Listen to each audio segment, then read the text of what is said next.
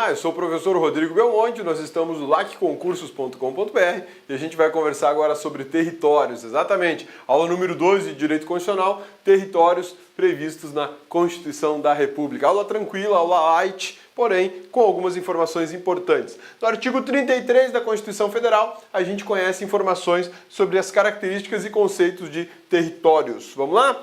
Artigo 32 da Constituição Federal. Territórios não são entes federados. Esse é um ponto já fundamental nessa história toda, né? Territórios não são entes federados. Entes federados são a União, Estados, municípios e Distrito Federal. E os territórios não se enquadram nas mesmas condições político-administrativas dos estados, municípios, DF e União. Aliás, os territórios pertencem à União, a administração deles é vinculada à União, eles passam a ser alguma coisa como uma autarquia, né? A gente vai ver isso agora. Na Constituição de 69 eram considerados entes federados, uma posição que foi eliminada pela Constituição de 88. Interessante observar que o Brasil muda os conceitos políticos e conceitos administrativos conforme o sabor da legislatura, né? Eu não posso entender que território é uma autonomia, é uma unidade federada portadora de autonomia, mas na Constituição de 69 isso foi admitido. Será que o conceito mudou? Não, o conceito não mudou. Na verdade, alguém resolveu regularizar algo que era irregular. Eu não podia, com uma Constituição, reconhecer como autônomo, como unidade da federação, algo que não é. Genuinamente, naturalmente, não é. Eles são desprovidos de autonomia e tríplice capacidade. Territórios não possuem autonomia e não possuem tríplice capacidade. Isso quer dizer que eles não têm autolegislação, não têm autoadministração e não têm autogoverno. Por isso que a União interfere na administração, a União nomeia governador, a União acaba custeando muitas despesas e a legislação federal passa a valer dentro do território com muita força, né? Não há autonomia para ser desrespeitada. Isso é muito interessante porque, afinal de contas, eu só posso ter unidades federadas se elas forem autônomas. Daí a razão de o território não poder ser considerado uma unidade da federação. São descentralizações administrativas territoriais da União.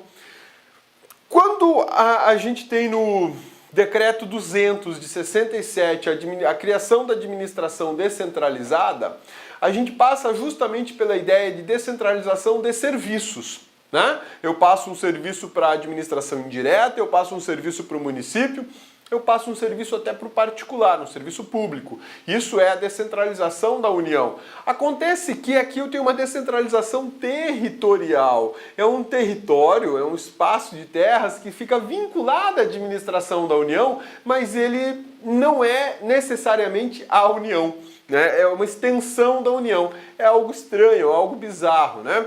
Possui natureza jurídica de autarquia da União. Por isso que os territórios são chamados de autarquias territoriais. Isso aparece muito em provas de direito administrativo e, via de regra, o examinador pergunta sobre autarquias territoriais. Muita gente boa não sabe o que significam autarquias territoriais. Autarquias territoriais são nada mais, nada menos do que os territórios previstos na Constituição da República. Por que a autarquia territorial? É como se fosse uma estrutura da administração indireta da União. Exatamente. E é tratada como autarquia, né? O governador é nomeado pelo presidente da República. Fica sujeito ao controle da União, controle do TCU, controle do Ministério Público Federal. Um território, como ele não é unidade da federação, se eu extingui-lo, não compromete e não elimina o vínculo foederis. Ai, cabeça, que é isso? Você tá doido falando esse palavrão aí? Ô, bonitona, não é palavrão. Vinculum foederis é uma expressão latina que serve para indicar a união indissolúvel. Ai, mas eu não gosto disso, tá bom. Ô, cabeça, achei legal esse vínculo aí, foederis. Vamos foederis tudo aí, né, cabeça? Ô, cabeçudo, não é para foederis tudo, é um vínculo foederis. Isso quer dizer união indissolúvel. Quando a gente estuda lá no artigo 1º da Constituição Federal, que a República Federativa do Brasil é formada pela união indissolúvel de estados, municípios e Distrito Federal, eu estou falando que é formada pelo vinculum foedelis, né? E aí, se eu extinguir um território, não vai violar ou eliminar ou de alguma forma abalar esse vínculo permanente, esse vínculo indissolúvel. Por que não vai? Porque territórios não são unidades federadas, não são dotados de autonomia. Cabe à União impostos estaduais e municipais, salvo se o território for dividido em município. Nós podemos ter um território sem município. É perfeitamente possível, seria um território pequeno. E nessa área, então, todos os impostos estaduais devidos pelos contribuintes dessa região serão direcionados para a União. Os municipais, a mesma coisa, serão direcionados para a União. Agora, se esse território é grande e dentro dele eu tenho municípios, aí os impostos municipais ficam com os municípios, mas os estaduais permanecem com a União. Já que eu não tenho Estado membro, então a União vai pegar a grana desses impostos estaduais e vai gerir, vai administrar, vai arrecadar e aplicar nesse território, tá? Lei Ordinária Federal disporá sobre a organização administrativa e judiciária dos territórios. Por que isso? Porque é uma autarquia territorial da União, portanto eu preciso de uma lei federal organizando essas estruturas, Ministério Público, Judiciário, Defensoria, a administração, como ela vai funcionar, os órgãos públicos que vão funcionar nesse território, escolas públicas, segurança pública, saúde pública, tudo isso vai ser definido por lei federal. Hoje no Brasil não temos territórios e acredito que nem teremos, porque território representa uma despesa a mais para a União.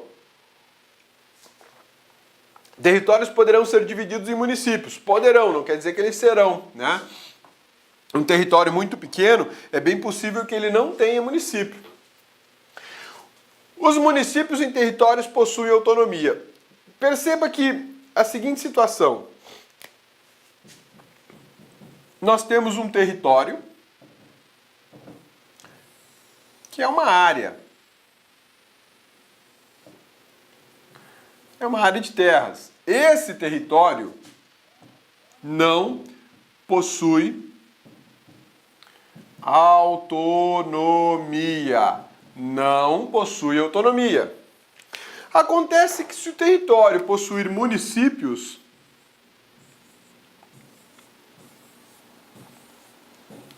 nos seus limites territoriais, o município é unidade da federação. E a unidade da federação... Olá, meus amigos, minhas amigas, sou o professor Luiz Antônio de Carvalho e com muito prazer, muita satisfação, estou aqui para convidar vocês a fazer um estudo direcionado, um estudo focado para o concurso da Cefaz Rio Grande do Sul 2018, para o cargo de auditor fiscal da Receita Estadual. Nós aqui da Lá Concursos, este ano 2018, nós fizemos aí nosso planejamento estratégico e decidimos entrar de cabeça em concurso de carreiras fiscais. E nós estamos fazendo, então, programas específicos.